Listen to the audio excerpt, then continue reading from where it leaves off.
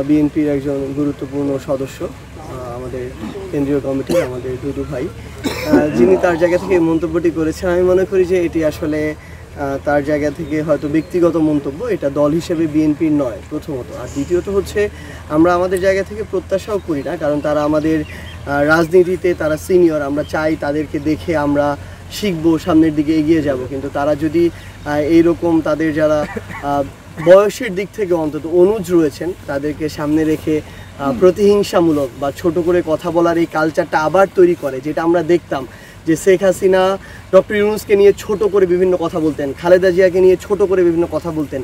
এটা কিন্তু বাংলাদেশের রাজনীতিতে রাজনৈতিক যে ব্যক্তিত্ব তাদের মধ্যে সৌহার্দ্যপূর্ণ সম্পর্কগুলোকে নষ্ট করে ফেলেছিল। তো আমরা তো একই কালচার আর তাদের কাছে বা তাদের মাধ্যমে দেখতে চাই না। তো সেই জায়গায় আমরা মনে করি আমাদের জন্য যদি তাদের কোনো পরামর্শ থাকে তারা সেই পরামর্শটি দিবেন, এবং এই দেওয়ারই একটি সুন্দর শ্রদ্ধার একটি সম্পর্কের মধ্য দিয়ে এটি দেওয়া উচিত। সেই জায়গা থেকে আমরা তার কাছে এটি প্রত্যাশা করব।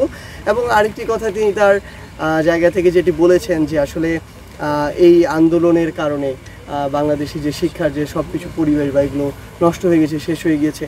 এটা সত্যি যে কিছুটা বিঘ্নিত হয়েছে, কিন্তু আমরা শেষ হয়ে গিয়েছে, নষ্ট হয়ে গেছে এই কথাটা কোনোদিন বলতে পারি না। দিন শেষে কি এই যে যারা এখন বাংলাদেশের রাজনৈতিক পরিমণ্ডলে কথা বলছে, এই মানুষগুলো কিন্তু আর স্বাভাবিক জীবনযাপন করতে পারবে কি না এটারও নিশ্চয়তা ছিল না। আমরা দেখেছি কিভাবে বিএনপির যারা অনেক বেশি স্ট্রাগল করেছে বিগত 16 বছর ধরে, তারা তাদের বড় বড় নেতৃবৃন্দ কিভাবে কান্নাকাটি করেছে সোশ্যাল মিডিয়ার সামনে এসে, যে তারা তাদের পরিবারের সামনে যেতে পারছে না, তার পরিবারের গুরুত্বপূর্ণ একজন সদস্য তার ভাই মারা যাচ্ছে, দাফন করতে যেতে পর্যন্ত পারছে না। এবং এই ছাত্রদের এত বড় ত্যাগ, এত রক্তের পরেই কিন্তু আসলে এত বড় একটি অভ্যুত্থান, এবং এই মানুষগুলো এখন এভাবে মিডিয়ার সামনে এসে কিংবা বুক ফুলিয়ে তাদের জায়গা থেকে স্বাধীনভাবে কথা বলছে। সো ক্ষতিটা অবশ্যই কিছুটা না কিছুটা হলেও পড়াশোনার পরিবেশ বিঘ্নিত হয়েছে, ছাত্রদের ক্ষতি হয়েছে।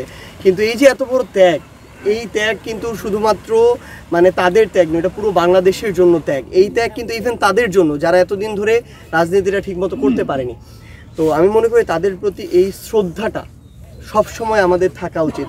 কোন রাজনৈতিক গেল আসলে এটা ফ্যাক্ট না। আগামীর বাংলাদেশে যদি আমরা গণতান্ত্রিক বাংলাদেশের দিকে এগিয়ে যাই সামনে, তাহলে যেই রাজনৈতিক দলই ক্ষমতায় আসুক না কেন, যেই ছাত্ররা এই অভ্যুত্থানের সামনে থেকে নেতৃত্ব দিয়েছে তাদের প্রতি এতটুকু শ্রদ্ধা সকল রাজনৈতিক দলের ব্যক্তিবর্গের থাকা উচিত। এবং আমি বিশ্বাস করি যে এক্ষেত্রে বিএনপি তাদের জায়গা থেকে কিংবা বিএনপির কোনো নেতা তাদের জায়গা থেকে আরও বেশি এই দায়িত্বটি পালন করবেন, কারণ যেহেতু তারা বড় দল, তাদের কাছে মানুষের প্রত্যাশা অনেক বেশি। জানতে পেরেছি যে ভারতের সাথে যে বাংলাদেশের ট্রান্সশিপমেন্টের যে আমাদের চুক্তিটি ছিল, এরকম আমাদের এটি তারা তাদের জায়গা থেকে বাতিল করেছে। আসলে সত্যি কথা বলতে কি, আমরা বলেছি কিন্তু যে বাংলাদেশ ভারত দুটি পাশাপাশি প্রতিবেশী দেশ, কখনো এই দুইটি দেশের সম্পর্ক এমন হয়ে যাবে না যে মুখোমুখি দাঁড়িয়ে যাবে, আমরা এটা প্রত্যাশা করি না। কিন্তু ভারতের কাজ, তারা বাংলাদেশকে কিভাবে ডিল করছে, কোন চোখে দেখছে, এই জিনিসগুলোই ভারতের সাথে বাংলাদেশের সম্পর্কগুলো নির্ধারণ করবে। আমরা একটা জিনিস কি, কোনো কিছু কখনো থেমে থাকে না।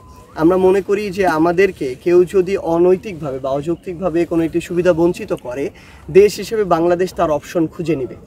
এখন এই গ্লোবাল একটি ওয়ার্ল্ডে সব কিছুরই অবশ্যই কোনো না কোনো আরেকটি বিকল্প একটি অপশন রয়েছে। আমরা মনে করি যে এটি করে কিন্তু পৃথিবীর বড় বড় পরাশক্তি অনেককে চেপে ধরার চেষ্টা করেছিল বিভিন্ন সুযোগ সুবিধাকে বন্ধ করে দিয়ে, কিন্তু দিন শেষে ওই ছোট ছোট শক্তিগুলো আরও বিকল্প অসংখ্য পথের মধ্য দিয়ে শক্তিশালী হয়েছে।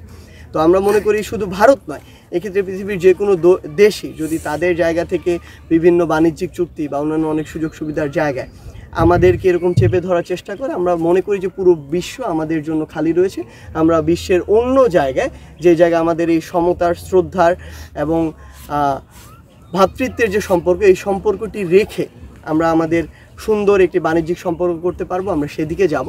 সো এক্ষেত্রে আমরা বিশ্বাস করি যে ভারত রাজনৈতিক দল হিসেবে নয়, বরং ভারত একটা দেশ হিসেবে ফাংশন করবে, এবং দেশ হিসেবে আরেক দেশের সাথে তার যে বাণিজ্যিক চুক্তিগুলো সেগুলো করবে এবং বজায় রাখবে।